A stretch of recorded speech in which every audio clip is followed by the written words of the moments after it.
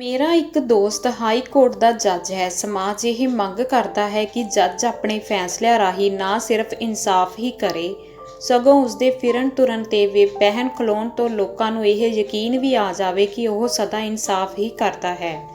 ਇਸ ਕਰਕੇ ਇਸ ਪੇਸ਼ੇ ਵਿੱਚ ਬੰਦਾ ਇੱਧਰ ਉੱਧਰ ਫਿਰਦਾ ਬਹੁਤਾ ਚੰਗਾ ਨਹੀਂ ਲੱਗਦਾ। ਜਦੋਂ ਉਸਦਾ ਮੈਨੂੰ ਮਿਲਣ ਨੂੰ ਜੀ ਕਰੇ ਤਾਂ ਉਹ ਆਪ ਨਹੀਂ ਆਉਂਦਾ, ਮੈਨੂੰ ਟੈਲੀਫੋਨ ਕਰਦਾ ਹੈ ਕਿ ਮੈਂ ਉਸਨੂੰ ਆ ਕੇ ਮਿਲ ਜਾਵਾਂ। ਇੱਕ ਵਾਰ ਉਸਦਾ ਇਸ ਤਰ੍ਹਾਂ ਹੀ ਟੈਲੀਫੋਨ ਆਇਆ। ਮੈਂ ਕੁਝ ਘੋਲ ਕਰ ਗਿਆ। ਟੈਲੀਫੋਨ ਫਿਰ ਆਇਆ। ਗੱਲ ਕੁਝ ਕਲੜੀ ਭਾਰੀ ਲੱਗਦੀ ਸੀ। ਮੈਂ ਉਸਨੂੰ ਸ਼ਾਮ ਨੂੰ ਮਿਲਣ ਚਲਾ ਗਿਆ। ਉਹ ਅਜੇ ਘਰ ਮੁੜਿਆ ਨਹੀਂ ਸੀ। ਨੌਕਰ ਨੇ ਕਿਹਾ ਟੈਲੀਫੋਨ ਆਇਆ ਸੀ, ਬਸ ਆਉਣ ਹੀ ਵਾਲੇ ਹਨ। ਮੈਂ ਬਰਾਂਡੇ ਵਿੱਚ ਬੈਠ ਗਿਆ। ਨੌਕਰ ਕੋਠੀ ਦੇ ਗੇਟ ਵਿੱਚ ਖਲੋ ਕੇ ਉਸਦੀ ਉਡੀਕ ਕਰਨ ਲੱਗਾ। ਆ ਗਈ, ਉਸਨੇ ਦੂਰੋਂ ਕਾਰ ਪਛਾਣ ਕੇ ਕਿਹਾ। ਕਾਰ ਕੋਠੀ ਦੇ ਅੰਦਰ ਆ ਵੜੀ। ਉੱਤੇ ਝੰਡਾ ਫੜਕ ਰਿਹਾ ਸੀ। ਇੱਕ ਚਪੜਾਸੀ ਵਰਦੀ ਪਾਈ ਅੱਗੇ ਡਰਾਈਵਰ ਦੇ ਨਾਲ ਬੈਠਾ ਸੀ। ਉਸਨੇ ਉੱਤਰ ਕੇ ਕਾਰ ਦਾ ਦਰਵਾਜ਼ਾ ਖੋਲ੍ਹਿਆ। ਮੇਰਾ ਮਿੱਤਰ ਉੱਤਰ ਕੇ ਮੇਰੇ ਕੋਲ ਆ ਕੇ ਬੈਠ ਗਿਆ। ਬੈਠੇ ਬੈਠੇ ਹੀ ਉਸ ਕਾਲਾ ਕੋਟ ਲਾਹ ਕੇ ਨੌਕਰ ਨੂੰ ਫੜਾ ਦਿੱਤਾ। ਪਿੱਛੋਂ ਉੱਥੇ ਬੈਠੇ ਹੀ ਕਮੀਜ਼ ਤੇ ਪੱਗ ਵੀ ਬਦਲ ਕੇ ਆਪਣਾ ਸਰੀਰ ਹੌਲਾ ਕਰ ਲਿਆ। ਹਾਈਕੋਰਟ ਹੌਲੀ ਹੌਲੀ ਉਸਦੇ ਦੁਆਲਿਓਂ ਖੁਰਦੀ ਜਾ ਰਹੀ ਸੀ। 1-2 ਮਿੰਟ ਚੁੱਪ ਰਹਿ ਕੇ ਉਸ ਨੌਕਰ ਨੂੰ ਕਿਹਾ ਵਿਸਕੀ। ਨੌਕਰ ਤੋਂ ਜਿਹੜਾ ਪਹਿਲਾਂ ਵੀ ਜੱਜ ਦੇ ਬਾਹਰ ਕੱਪੜੇ ਬਦਲਣ ਉੱਤੇ ਹੈਰਾਨ ਹੋ ਰਿਹਾ ਸੀ, ਹੁਣ ਚੁੱਪ ਨਾ ਰਿਹਾ ਗਿਆ। ਉਸਨੇ ਕਿਹਾ ਯਹੀਂ ਬਾਹਰ? ਹਾਂ ਯਹੀਂ, ਜੱਜ ਨੇ ਕਿਹਾ। ਜੱਜ ਸਾਹਿਬ ਨੂੰ ਅੱਜ ਕੀ ਹੋ ਗਿਆ ਹੈ? ਨੌਕਰ ਹੈਰਾਨ ਸੀ। ਅੱਗੇ ਤਾਂ ਕਿਸੇ ਨਾਲ ਬਾਹਰ ਬੈਠਦੇ ਵੀ ਘੱਟ ਵੱਧ ਹੀ ਸਨ, ਅੱਜ ਬਾਹਰ ਬੈਠ ਕੇ ਸ਼ਰਾਬ ਪੀਣਾ ਚਾਹੁੰਦੇ ਸਨ। ਇਹ ਤੇ ਕੁਝ ਵੱਖਰਾ ਹੀ ਦਿਨ ਹੈ, ਉਸ ਸੋਚਿਆ। ਫਿਰ ਉਸ ਨਿੱਕ ਸੁੱਕ ਲਿਆ ਧਰਿਆ ਤੇ ਆਪ ਅੰਦਰ ਤੁਰ ਗਿਆ। ਤੈਨੂੰ ਇੱਕ ਬੜੀ ਅਜੀਬ ਗੱਲ ਦੱਸਣ ਲਈ ਸੱਦਿਆ ਹੈ, ਜੱਜ ਨੇ ਕਿਹਾ। ਕੋਈ ਅਨੋਖਾ ਮੁਕੱਦਮਾ ਹੈ? ਮੈਂ ਪੁੱਛਿਆ। ਜੱਜਾਂ ਕੋਲ ਹੋਰ ਕੀ ਹੋਣਾ? ਨਹੀਂ, ਮੁਕੱਦਮਾ ਨਹੀਂ, ਉਸਨੇ ਕਿਹਾ। ਮੇਰੇ ਆਪਣੇ ਹੱਡਾਂ ਵਿੱਚੋਂ ਲੰਘੀ ਹੈ, ਤੇਰੇ ਹੱਡਾਂ ਵਿੱਚ ਹੁਣ ਐਸ ਪਿਛਲੀ ਉਮਰੇ ਕੀ ਸਰਕਣ ਲੱਗ ਪਿਆ? ਮੈਂ ਹਾਸੇ ਨਾਲ ਕਿਹਾ। ਇਹੀ ਤੇ ਹੈਰਾਨੀ ਹੈ, ਮੇਰੇ ਨਾਲ ਐਸ ਉਮਰੇ ਕੁਝ ਹੋਇਆ ਹੈ। ਇਹ ਬੰਦਾ ਕੁਦਰਤ ਨੇ ਕੀ ਚੀਜ਼ ਬਣਾਈ ਹੈ, ਕੋਈ ਸਮਝ ਹੀ ਨਹੀਂ ਆਉਂਦੀ। ਕਿਸੇ ਦੀ ਤੇ ਕੀ ਸਮਝ ਆਉਣੀ ਹੈ, ਆਪਣੀ ਵੀ ਨਹੀਂ ਆਉਂਦੀ। ਬੜੇ ਸੁੱਖ ਵਿੱਚ ਸਾਂ, ਆਰਾਮ ਨਾਲ ਦਿਨ ਲੰਘ ਰਹੇ ਸਨ। ਨਾਲ ਨਾਲ ਜੱਜੀ ਵੀ ਘੁਕਾ ਰਹੇ ਸਾਂ ਤੇ ਬਿਪਤਾ ਆ ਗਈ। ਖੈਰ ਹੁਣ ਤੇ ਲੰਘ ਗਈ ਹੈ, ਯਾਦ ਕਰਕੇ ਹੀ ਬੜਾ ਸਵਾਦ ਆਉਂਦਾ ਹੈ, ਇਸੇ ਲਈ ਮੈਂ ਤੈਨੂੰ ਟੈਲੀਫੋਨ ਕੀਤਾ ਸੀ। ਸੁਣਾ ਫਿਰ, ਮੈਂ ਕਿਹਾ। ਇੱਕ ਵੇਰੀ ਹੋਰ ਯਾਦ ਕਰਕੇ ਸਵਾਦ ਲੈ ਲੈ। ਸਮਝ ਨਹੀਂ ਆਉਂਦੀ ਕਿੱਥੋਂ ਗੱਲ ਛੇੜਾਂ, ਉਸਨੇ ਕਿਹਾ। ਕੋਰਟ ਵਿੱਚ ਅਸੀਂ ਸਾਰੇ ਜੱਜ ਦੁਪਹਿਰ ਵੇਲੇ ਇਕੱਠੀ ਰੋਟੀ ਖਾਂਦੇ ਹਾਂ। ਰੋਟੀ ਖਾਣ ਜਾਣ ਤੋਂ ਪਹਿਲਾਂ ਜੇ ਕਿਸੇ ਨੇ ਮਿਲਣਾ ਹੋਵੇ ਤਾਂ ਉਸਨੂੰ ਉਹੀ ਵਕਤ ਦੇ ਦਿੰਦੇ ਹਾਂ। ਇੱਕ ਦਿਨ ਇਸੇ ਰੋਟੀ ਵੇਲੇ ਚਪੜਾਸੀ ਨੇ ਆ ਕੇ ਕਿਹਾ, ਇੱਕ ਬੀਬੀ ਜੀ ਤੁਹਾਨੂੰ ਮਿਲਣਾ ਚਾਹੁੰਦੇ ਹਨ। ਮੈਂ ਕਿਹਾ ਅੰਦਰ ਘੱਲ ਦੇ। ਮੇਰਾ ਖਿਆਲ ਸੀ ਕਿ ਦੂਰੋਂ ਨੇੜਿਓਂ ਕੋਈ ਰਿਸ਼ਤੇਦਾਰ ਹੋਵੇਗੀ ਜਿਸ ਦਾ ਕਿਸੇ ਦਫ਼ਤਰ ਵਿੱਚ ਕੋਈ ਕੰਮ ਹੋਵੇਗਾ। ਮੈਂ ਦਰਵਾਜ਼ੇ ਵੱਲ ਵੇਖ ਰਿਹਾ ਸੀ, ਕਿਸੇ ਆਮ ਜਿਹੀ ਬੀਬੀ ਨੂੰ ਉਡੀਕਦਾ, ਪਰ ਜਿਹੜੀ ਬੀਬੀ ਅੰਦਰ ਆਈ ਉਸ ਲਈ ਮੈਂ ਤਿਆਰ ਨਹੀਂ ਸੀ।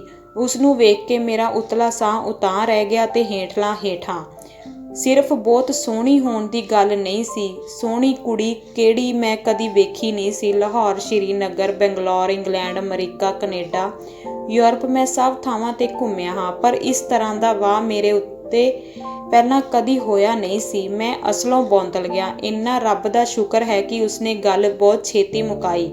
ਮੈਂ ਕਾਲਜ ਵਿੱਚ ਪ੍ਰੋਫੈਸਰ ਹਾਂ, ਉਸਨੇ ਕਿਹਾ। ਉੱਥੇ ਇਨਾਮਾਂ ਦੀ ਵੰਡ ਹੈ। ਪ੍ਰਿੰਸੀਪਲ ਨੇ ਇਹ ਚਿੱਠੀ ਭੇਜੀ ਹੈ ਕਿ ਇਹ ਕੰਮ ਤੁਸੀਂ ਆ ਕੇ ਕਰਨ ਦੀ ਖੇਚਲ ਕਰੋ। ਸਹੀ ਹੈ। ਮੈਂ ਚਿੱਠੀ ਰੱਖ ਲਈ ਤੇ ਉਹ ਚਲੀ ਗਈ। ਉਹ ਜੋ ਕੁਝ ਵੀ ਕਹਿੰਦੀ ਮੈਂ ਝਟਪਟ ਹਾਂ ਹੀ ਕਰਨੀ ਸੀ, ਕਿਉਂਕਿ ਮੈਂ ਉਸਨੂੰ ਆਹਮਣੇ ਸਾਹਮਣੇ ਸਹਾਰ ਹੀ ਨਹੀਂ ਸਕਦਾ ਸਾਂ। ਮੈਂ ਚਾਹੁੰਦਾ ਸਾਂ ਕਿ ਉਹ ਛੇਤੀ ਮੇਰੇ ਕੋਲੋਂ ਚਲੀ ਜਾਵੇ, ਕਿਉਂਕਿ ਮੈਂ ਆਪ ਕੋਰਟ ਦਾ ਕਮਰਾ ਛੱਡ ਕੇ ਦੌੜ ਨਹੀਂ ਸਕਦਾ ਸਾਂ। ਉਹਦੇ 2-4 ਮਿੰਟ ਹੋਰ ਉੱਥੇ ਰਹਿਣ ਨਾਲ ਕੁਝ ਦਾ ਕੁਝ ਹੋ ਸਕਦਾ ਸੀ। ਹੁਣ ਮੇਰਾ ਕਮਰਾ ਫਿਰ ਮੇਰੇ ਕੋਲ ਸੀ।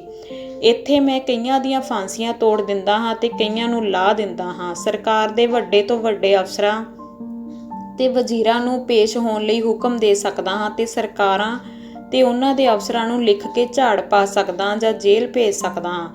ਪਰ ਇਹਨਾਂ ਸਾਰੇ ਅਖਤਿਆਰਾਂ ਦਾ ਕੀ ਫਾਇਦਾ? ਮੈਥੋਂ ਆਪਣਾ ਆਪ ਹੀ ਖੁੱਸ ਗਿਆ ਸੀ, ਜਿਵੇਂ ਮੇਰੇ ਅੰਦਰੋਂ ਕੋਈ ਰੁੱਗ ਭਰ ਕੇ ਲੈ ਗਈ ਹੋਵੇ। ਮੈਂ ਉਸ ਕੁੜੀ ਵੱਲ ਚੰਗੀ ਤਰ੍ਹਾਂ ਵੇਖਿਆ ਵੀ ਨਹੀਂ ਸੀ। ਜੇ ਮੈਨੂੰ ਤਸਵੀਰਾਂ ਬਣਾਉਣੀਆਂ ਆਉਂਦੀਆਂ ਵੀ ਹੁੰਦੀਆਂ, ਉਸਦੀ ਮਾੜੀ ਮੋਟੀ ਤਸਵੀਰ ਵੀ ਨਹੀਂ ਬਣਾ ਸਕਦਾ ਸਾਂ।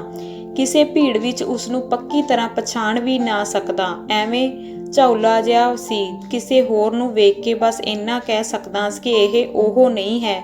ਮੈਂ ਹੋਰ ਜੱਜਾਂ ਨਾਲ ਰੋਟੀ ਖਾਣ ਨਾ ਗਿਆ, ਕਮਰੇ ਵਿੱਚ ਹੀ ਲੇਟਿਆ ਰਿਹਾ, ਇਹ ਸੋਚਦਾ ਕਿ ਚੰਗਾ ਹੋਇਆ ਉਹ ਛੇਤੀ ਚਲੀ ਗਈ ਤੇ ਮੇਰੀ ਜਾਨ ਬਚ ਗਈ। ਮੈਂ ਪੂਰੀ ਤਰ੍ਹਾਂ ਨਹੀਂ ਬਚੀ ਸੀ, ਕਾਠ ਮਾਰੀ ਪਈ ਸੀ। ਜਿਸ ਤਰ੍ਹਾਂ ਥਾਣਿਆਂ ਵਿੱਚ ਕਿਸੇ ਤੋਂ ਕੁਝ ਪੁੱਛਣ ਲਈ ਉਸਨੂੰ ਕਾਠ ਮਾਰ ਦਿੰਦੇ ਹਨ। ਮੈਂ ਪਹਿਲੇ ਵਾਲਾ ਆਜ਼ਾਦ ਬੰਦਾ ਨਹੀਂ ਸਾਂ। ਉਹ ਦਿਨ ਲੰਘਿਆ, ਹੋਰ ਦਿਨ ਵੀ ਲੰਘੇ, ਪਰ ਕੋਈ ਫਰਕ ਨਾ ਪਿਆ।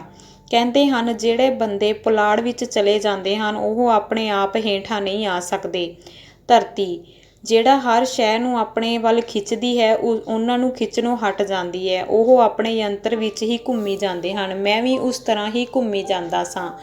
ਇਸ ਦੁਨੀਆ ਨਾਲੋਂ ਮੇਰਾ ਸੰਬੰਧ ਟੁੱਟ ਗਿਆ ਲੱਗਦਾ ਸੀ। ਇਨਾਮਾਂ ਦੀ ਵੰਡ ਵਾਲਾ ਦਿਨ ਆਇਆ। ਮੈਂ ਉਸਦੇ ਕਾਲਜ ਗਿਆ। ਵੇਖ ਕੇ ਉਸਨੂੰ ਪਛਾਣਨਾ ਔਖਾ ਨਹੀਂ ਸੀ। ਮੈਂ ਉੱਥੇ ਖੜਪੈਂਚਣੀ ਬਣੀ ਹੋਈ ਸੀ। ਕੁਝ ਦੁਆ ਸਲਾਮ ਹੋਈ, ਇਨਾਮ ਵੰਡੇ ਤੇ ਮੁੜ ਆਇਆ, ਪਰ ਕੁਝ ਫਰਕ ਨਾ ਪਿਆ। ਉਸਦਾ ਕਬਜ਼ਾ ਉਸੇ ਤਰ੍ਹਾਂ ਕਾਇਮ ਸੀ। ਮੈਂ ਉੱਥੇ ਵੀ ਉਸ ਵੱਲ ਅੱਖ ਭਰ ਕੇ ਵੇਖ ਨਹੀਂ ਸਕਿਆ ਸਾਂ। ਘਰ ਆ ਕੇ ਜਦੋਂ ਮੈਂ ਇਹ ਬੁੱਝਣ ਦੀ ਕੋਸ਼ਿਸ਼ ਕੀਤੀ ਕਿ ਭਲਾ ਉਸਨੇ ਸਾੜੀ ਪਾਈ ਹੋਈ ਸੀ ਕਿ ਸਲਵਾਰ ਕਮੀਜ਼, ਤਾਂ ਮੈਂ ਬੁੱਝ ਨਹੀਂ ਸਕਦਾ ਸੀ। ਦੂਜੀ ਵਾਰ ਵੇਖ ਕੇ ਵੀ ਮੈਨੂੰ ਉਸਦਾ ਚਿਹਰਾ ਚੇਤੇ ਵਿੱਚ ਨਹੀਂ ਆ ਰਿਹਾ ਸੀ। ਮੈਨੂੰ ਇਹ ਹੋਇਆ ਕੀ ਸੀ, ਇਸ ਦੀ ਦਵਾ ਕੀ ਕਰਾਂ।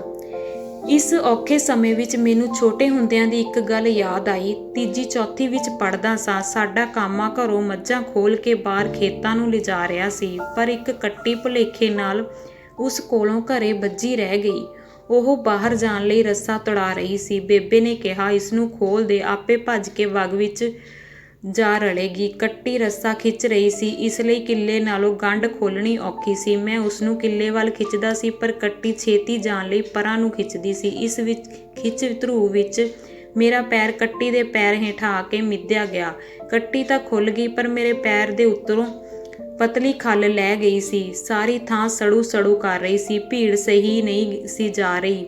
ਮੇਰੀਆਂ ਚੀਕਾਂ ਨਿਕਲ ਰਹੀਆਂ ਸਨ। ਬੇਬੇ ਨੇ ਕਿਹਾ, ਪੁੱਤਰ ਤੂੰ ਵਗ ਦੇ ਮਗਰ ਜਾ ਕੇ ਆਪਣਾ ਪੈਰ ਉਸੇ ਕੱਟੀ ਦੇ ਬੰਗੂਲਾਂ ਨੂੰ ਛੂਆ, ਤੈਨੂੰ ਆਰਾਮ ਆ ਜਾਵੇਗਾ। ਇਹ ਟੂਣਾ ਹੁੰਦਾ, ਹੋਰ ਕਿਸੇ ਤਰ੍ਹਾਂ ਵੀ ਆਰਾਮ ਨਹੀਂ ਆਉਣਾ।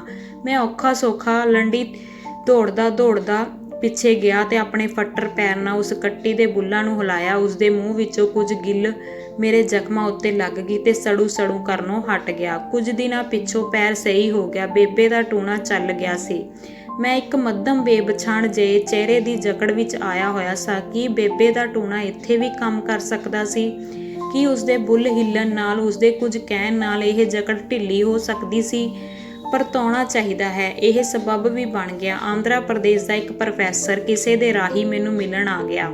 ਉਹ ਕਾਲਜ ਵਿੱਦਿਆ ਬਾਰੇ ਕੁਝ ਮਸਾਲਾ ਇਕੱਠਾ ਕਰ ਰਿਹਾ ਸੀ। ਮੈਨੂੰ ਆਪ ਤੇ ਇਹਨਾਂ ਗੱਲਾਂ ਬਾਰੇ ਕੁਝ ਪਤਾ ਨਹੀਂ ਸੀ, ਪਰ ਉਹ ਕੁੜੀ ਇਹ ਮਸਾਲਾ ਦੇ ਸਕਦੀ ਸੀ। ਮੈਂ ਉਸਦੇ ਕਾਲਜ ਟੈਲੀਫੋਨ ਕੀਤਾ, ਉਸ ਪ੍ਰੋਫੈਸਰ ਦੀ ਲੋੜ ਬਾਰੇ ਦੱਸਿਆ ਤੇ ਇੱਕ ਨਿਵੇਕਲੇ ਜਿਹੇ ਹੋਟਲ ਵਿੱਚ ਉਸਨੂੰ ਮਿਲਣ ਲਈ ਸੱਦਿਆ। ਉਹ ਆਉਣਾ ਮੰਨ ਗਈ। ਅਸੀਂ ਇੱਕ ਵੱਖਰੇ ਮੇਜ਼ ਉੱਤੇ ਬੈਠੇ ਸਾਂ। ਪ੍ਰੋਫੈਸਰ ਨਾਲ ਗੱਲੀ ਪੈਣ ਤੋਂ ਪਹਿਲਾਂ ਉਸ ਮੈਨੂੰ ਦੱਸਿਆ ਕਿ ਉਹ ਆਪਣੀ ਇੱਕ ਵਿਆਹੀ ਹੋਈ ਸਹੇਲੀ ਨਾਲ ਇੱਕ ਦਿਨ ਕਲੱਬ ਗਈ। ਉੱਥੇ ਉਸ ਮੈਨੂੰ ਵੇਖਿਆ ਸੀ। ਸਹੇਲੀ ਚੂੰਕਿ ਮੇਰੀ ਵਾਕਫ ਨਹੀਂ ਸੀ, ਇਸ ਲਈ ਮੇਰੇ ਨਾਲ ਮੁਲਾਕਾਤ ਨਹੀਂ ਹੋ ਸਕੀ ਸੀ, ਪਰ ਬਿਨਾਂ ਸਾਹਮਣੇ ਹੋਣ ਦੇ ਉਹ ਮੇਰੀਆਂ ਗੱਲਾਂ ਸੁਣਦੀ ਰਹੀ ਸੀ। ਇਸ ਕਰਕੇ ਇਨਾਮ ਵੰਡਣ ਲਈ ਉਸ ਮੈਨੂੰ ਚੁਣਿਆ ਸੀ। ਜੱਜ ਹੋਣ ਕਰਕੇ ਨਹੀਂ। ਪ੍ਰਿੰਸੀਪਲ ਦੀ ਚਿੱਠੀ ਤਾਂ ਇੱਕ ਵਸੀਲਾ ਹੀ ਸੀ। ਚੋਣ ਉਸਦੀ ਆਪਣੀ ਸੀ। ਵਿੱਚ ਉਹ ਪ੍ਰੋਫੈਸਰ ਦੀ ਸਮੱਸਿਆ ਬਾਰੇ ਵੀ ਗੱਲ ਕਰ ਲੈਂਦੀ। ਕਿਸੇ ਹੋਟਲ ਵਿੱਚ ਕਿਸੇ ਹੋਰ ਨੂੰ ਮਿਲਣ ਬਾਰੇ ਮੈਂ ਕਦੀ ਸੋਚ ਵੀ ਨਹੀਂ ਸਕਦੀ। ਉਸਨੇ ਕਿਹਾ, ਫਿਰ ਆ ਕਿਸ ਤਰ੍ਹਾਂ ਗਈ? ਮੈਂ ਪੁੱਛਿਆ, ਤੁਹਾਡੀ ਗੱਲ ਹੋਰ ਹੈ। ਕਿਸੇ ਦੀਆਂ ਦੋ ਗੱਲਾਂ ਸੁਣ ਕੇ ਹੀ ਮੈਂ ਸਮਝ ਲੈਂਦੀ ਹਾਂ ਕਿ ਇਹ ਬੰਦਾ ਮੇਰਾ ਸਕਾ ਹੈ ਜਾਂ ਮੈਂ ਇਸ ਦੀ ਸਖੀ ਹਾਂ। ਮੈਨੂੰ ਅਹਿਸਾਸ ਹੋਇਆ ਕਿ ਉਸਦੇ ਸੁੰਦਰ ਚਿਹਰੇ ਪਿੱਛੇ ਤੇਜ਼ ਮਸ਼ੀਨ ਲੱਗੀ ਹੋਈ ਸੀ। ਉਸਦੀਆਂ ਗੱਲਾਂ ਤੋਂ ਇਸ ਤਰ੍ਹਾਂ ਲੱਗਦਾ ਸੀ ਜਿਵੇਂ ਉਸਦੀ ਸੋਚ ਦਾ ਤੇ ਉਸਦੀ ਪਹੁੰਚ ਦਾ ਕੋਈ ਹੱਦ ਬੰਨਾ ਹੀ ਨਾ ਹੋਵੇ।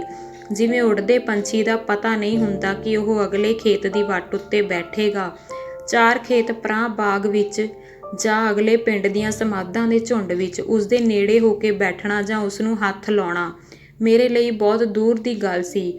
ਉਸਦੇ ਡਰ ਤੋਂ ਨਹੀਂ, ਮੇਰੇ ਆਪਣੇ ਬਚਾਅ ਖਾਤਰ। ਮੇਰੇ ਵਿੱਚ ਹਿੰਮਤ ਨਹੀਂ ਸੀ। ਇਹ ਵਿਸਕੀ ਮੈਨੂੰ ਬਹੁਤ ਚੰਗੀ ਲੱਗਦੀ ਹੈ ਨਾ, ਪਰ ਇਹ ਕਿਸ ਤਰ੍ਹਾਂ ਹੋ ਸਕਦਾ ਹੈ ਮੈਂ ਸਾਰੀ ਬੋਤਲ ਇੱਕੋ ਸਾਹੇ ਲੰਘਾ ਜਾਵਾਂ। ਪੈਗ ਘੁੱਟ ਕਰਕੇ ਹੀ ਸਹਾਰ ਸਕਦਾ ਹਾਂ। ਮੈਨੂੰ ਅਜੇ ਵੀ ਉਸ ਤੋਂ ਡਰ ਆ ਰਿਹਾ ਸੀ। ਕਹਿੰਦੇ ਹਨ ਬਹੁਤ ਵੱਡੀ ਤਾਕਤ ਵਾਲੀਆਂ ਬਿਜਲੀ ਦੀਆਂ ਤਾਰਾਂ ਨੂੰ ਹੱਥ ਲਾਉਣ ਤੋਂ ਬਿਨਾਂ ਵੀ ਬਸ ਨੇੜੇ ਹੋਣ ਨਾਲ ਹੀ ਬਿਜਲੀ ਲੱਗ ਜਾਂਦੀ ਹੈ। ਉਹ ਕੁੜੀ ਬਹੁਤ ਗੱਲਾਂ ਕਰਨ ਦੇ ਰੌਹ ਵਿੱਚ ਸੀ। ਆਂਧਰਾ ਦੇ ਪ੍ਰੋਫੈਸਰ ਨੂੰ ਉਸਨੇ ਸਮਝਾਇਆ ਕਿ ਉੱਨਤੀ ਇਕੱਲੀ ਵਿੱਦਿਆ ਨਾਲ ਹੀ ਨਹੀਂ ਹੁੰਦੀ, ਨਵੀਂ ਪੀੜ੍ਹੀ ਦੇ ਆਉਣ ਨਾਲ ਹੁੰਦੀ ਹੈ। ਉਸ ਦੀ ਉਡੀਕ ਕਰਨੀ ਚਾਹੀਦੀ ਹੈ। ਪੁਰਾਣੀ ਨਸਲ ਉੱਤੇ ਵਿੱਦਿਆ ਦਾ ਕੋਈ ਅਸਰ ਨਹੀਂ ਹੁੰਦਾ। ਮਨੁੱਖਤਾ ਦਾ ਕਲਿਆਣ ਉਸ ਦੀਆਂ ਅਗਲੀਆਂ ਪੀੜ੍ਹੀਆਂ ਵਿੱਚ ਹੈ। ਉਸ ਦੀਆਂ ਗੱਲਾਂ ਨਾਲ ਮੇਰਾ ਮਨ ਹੌਲਾ ਹੋ ਰਿਹਾ ਸੀ, ਆਪਣੀ ਆਮ ਹਾਲਤ ਵੱਲ ਆ ਰਿਹਾ ਸੀ। ਜਿਵੇਂ ਧਰਤੀ ਜਦੋਂ ਕਾਲੇ ਬੱਦਲਾਂ ਦੀ ਲਪੇਟ ਵਿੱਚ ਹੋਵੇ, ਬਿਜਲੀ ਕੜਕਦੀ ਹੋਵੇ ਤਾਂ ਹੋਰ ਤਰ੍ਹਾਂ ਲੱਗਦਾ ਹੈ। ਫਿਰ ਕਣੀਆਂ ਪੈਣ ਨਾਲ ਬੱਦਲਾਂ ਦੀ ਪਕੜ ਕੁਝ ਢਿੱਲੀ ਹੋ ਜਾਂਦੀ ਹੈ। ਆਲਾ ਦੁਆਲਾ ਕੁਝ ਸਾਫ਼ ਦਿਸਣ ਲੱਗਦਾ ਹੈ, ਆਪਣੀ ਅਸਲੀ ਸ਼ਕਲ ਵਿੱਚ। ਬੇਬੇ ਵਾਲਾ ਟੂਣਾ ਅਸਰ ਕਰ ਰਿਹਾ ਸੀ। ਕੁੜੀ ਦੇ ਬੁੱਲ੍ਹ ਹਿੱਲਣ ਨਾਲ ਹੌਲੀ-ਹੌਲੀ ਮੈਂ ਆਪਣੀ ਅਸਲੀ ਹਾਲਤ ਵਿੱਚ ਆ ਰਿਹਾ ਸਾਂ।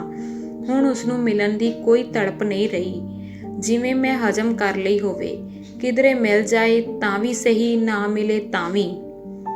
ਜੇਕਰ ਤੁਹਾਨੂੰ ਇਹ ਕਹਾਣੀ ਵਧੀਆ ਲੱਗੀ ਤਾਂ ਲਾਈਕ, ਸ਼ੇਅਰ ਤੇ ਚੈਨਲ ਨੂੰ ਸਬਸਕ੍ਰਾਈਬ ਜ਼ਰੂਰ ਕਰ ਲਿਓ। ਧੰਨਵਾਦ ਜੀ।